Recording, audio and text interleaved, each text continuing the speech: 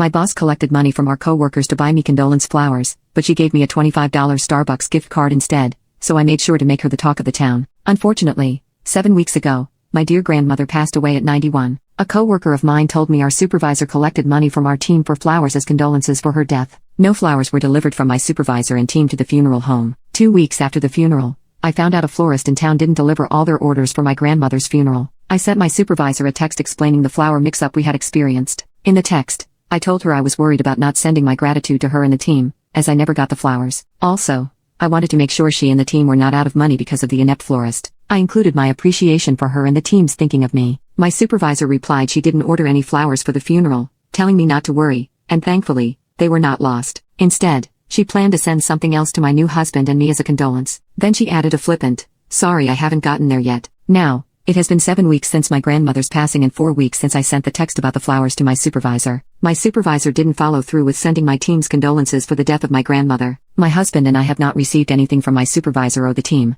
but my boss still has their money, which is technically theft. Should I go to HR? What should I say? My boss didn't take my money, but she did take my coworkers' money and didn't send their condolences. Do I tell HR I'm being treated unfairly, as my boss didn't send me condolences like she has to others? She's made sure to send prompt bereavement gestures, within 2 weeks, for my coworkers with the family losses they've experienced in the past. It's not like it's required or expected for her or my coworkers to send condolences, though it is considerate. Going to HR will worsen our already challenging relationship, and they will support her. HR will see it as personal, and she was just forgetful. She may get a small slap on the wrist, but I will pay as big as the employee who snitched on her. Do I ask her again about sending the flower/gift? It already felt awkward when I contacted her about the flowers, especially after her dismissive response. Also, I'm unsure how to approach it because it's a gesture of caring and other people's money I'm asking her about. It just feels icky. Many people tell me to let it go, but others say she committed theft and that I should report her to HR. What do you think is the best way to handle the situation? Update. I talked to 2 of my most trustworthy coworkers. One told me she thought my supervisor was sending the flowers for my grandmother's funeral. I told them I had not received any condolences from my boss on their behalf and expressed my gratitude for their contributions when my grandmother passed. Both asked me if I felt they should mention anything to our supervisor. I told them that it was up to their discretion. I stopped there and decided not to pursue anything with HR. I felt like it was more important to move on.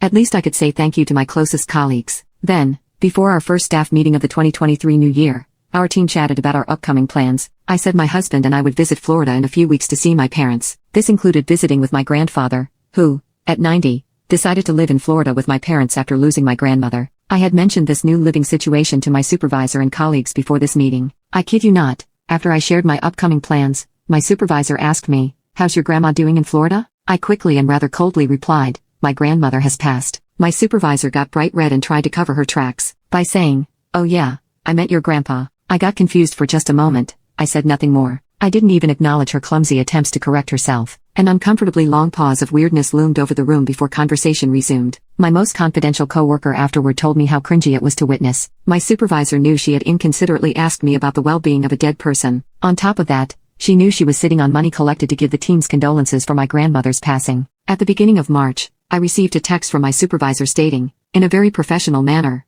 "I am so sorry. I just realized I have been remiss in sending a condolence gift from our team for your grandmother." Included was a $25 gift card to Starbucks. I sent the following text of gratitude to the team's texting thread. "Thank you, everyone, for the $25 gift card to Starbucks in memory of my grandmother passing in October. I appreciate the thoughtfulness." Only 5 months later, my supervisor finally produced the gift after sticking her foot in her mouth. In the end, she made good on her responsibility and promised to our team to provide a gift on their behalf. However, not before embarrassing herself in front of her team and allowing me to point out her massive tardiness.